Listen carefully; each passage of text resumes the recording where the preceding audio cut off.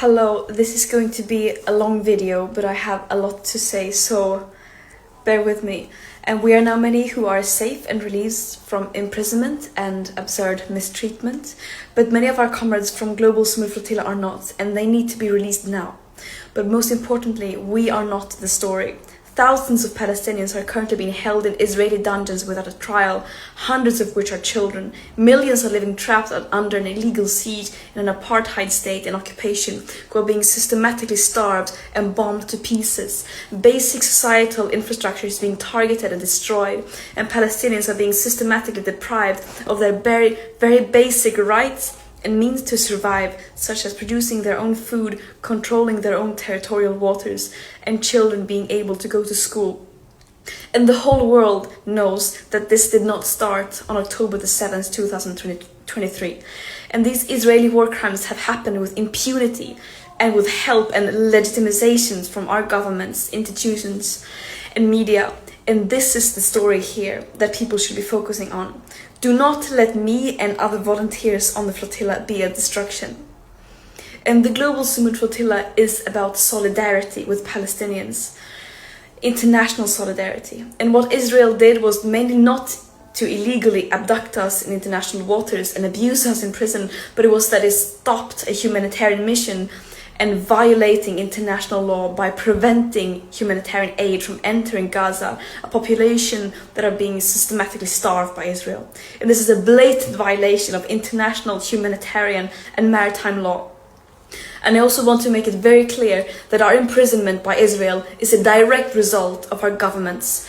They keep talking about the importance of upholding human rights and international law and to get aid into Gaza. And then when we do their job, trying to do just that while being completely peaceful and abiding by international law, they fail to ensure our safety. And this mission should not have to exist. It is a last resort when all means fall short and when those in power fail to step up and do the bare minimum. States have a legal obligation to end their complicity in genocide, which the UN Commission now also has confirmed that it is. And this current lack of willingness to do so is a crime against humanity.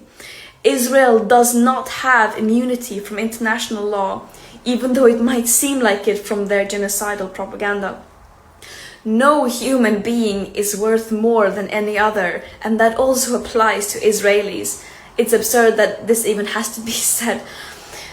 And just to have it said once again, of course we are not running errands for Hamas, nor are we terrorists.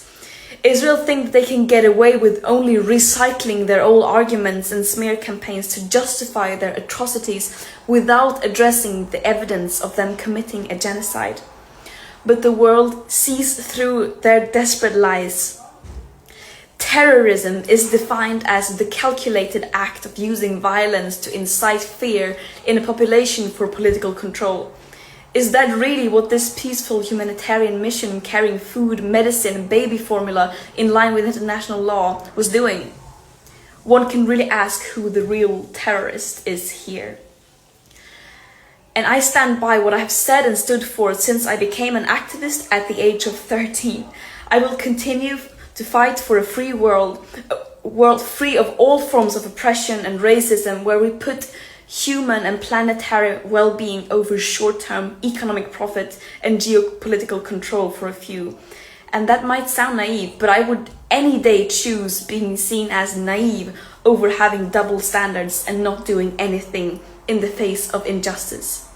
And I urge everyone to join the global uprising for justice, freedom and equality, and to apply real pressure on our governments and institutions to fulfill their legal obligations to ensure human rights for everyone.